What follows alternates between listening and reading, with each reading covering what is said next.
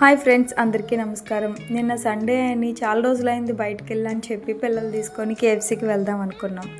అయితే కేఎఫ్సీ ఇక్కడ కొత్తగా ఓపెన్ చేశారే కదా, చాలా ఎగ్జైట్మెంట్తో వెళ్దాం అనుకున్నాము. అయితే ఇక్కడే ఒక చిన్న ట్విస్ట్ ఉందన్నమాట. ఏంటంటే అది తెలుసు కదా, అన్లక్ ఎక్కువ ఉన్న పర్సన్స్లో లక్కీయెస్ట్ పర్సన్ మనమే కదా. అయితే కేఎఫ్సీకి ఎలా అడుగు పెట్టామో లేదంటే ఆర్డర్స్ తీసుకోవట్లేదని చెప్పారు. ఆర్డర్స్ తీసుకోలేదు అని మనం ఏమాత్రం కూడా డిసప్పాయింట్ అవ్వకుండా కేఎఫ్సీకి బాయ్ చెప్పేసి వెంటనే మనం వాళ్ళ చెల్లి సిఎఫ్సీకి వెళ్ళామన్నమాట. సిఎఫ్సీకి వెళ్ళిన తర్వాత అక్కడ అంబియన్స్ అవి చాలా బాగానే ఉన్నాయి. అయితే పిల్లల గురించి తెలిసిందే, వాళ్ళని మనం అస్సలు కంట్రోల్ చేయలేము.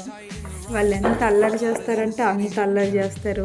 వాళ్ళతో చాలా పేషెన్స్గా ఉండాలి. బయటికి వెళ్ళారంటే ఇంకా వాళ్ళని మనం అస్సలు కంట్రోల్ చేయలేము.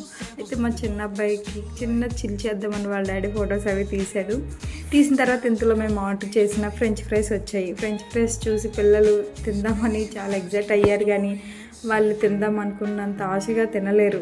కొంచెం తినడం ఇంకా వదిలేస్తారు కదా. కానీ మా పెద్ద అబ్బాయి కంటే చిన్నోడు చాలా బాగానే తింటాడు. చిన్నోడు చాలా నీట్గా క్యూట్గా, వాడికి టేబుల్ అందలేదని చెప్పి కూర్చుంటే నిలబడే తిన్నాడు. అవి అయిపోయే వరకు కూడా నిలబడే తిన్నాడు వాడు. కానీ సాస్ ఎక్కువగా వేయమనేవాడు, సాస్ తినేసేవాడు. ఎంత చెప్పినా వింటారా. ఈలోపు పిజ్జా వచ్చిన తర్వాత పిజ్జా మేము తిన్నాము. పిజ్జా పిల్లలైతే అస్సలు తినలేదు, అంతేం బాగాలేదు. సో పిల్లలు ఆ ఒక్క బయటే తిన్నాడు మా పెద్ద అబ్బాయి అయితే, ఇంకా తర్వాత తినలేదు. ఆ తర్వాత పిజ్జా తినేసిన తర్వాత ఇంకా బయటకు వచ్చేసాము. బయటకు వచ్చి చూస్తే చీకటి అయిపోయింది. వచ్చే టైం అయిపోతుంది కదా అని చెప్పి ఇంకా ఇంకెక్కడికి వెళ్ళకుండా ఇంటికి వెళ్ళిపోదామని స్టార్ట్ అయిపోయాము. సో ఈ వీడియో ఇంతే ఫ్రెండ్స్, బాయ్. ఈ వీడియో మీకు నచ్చితే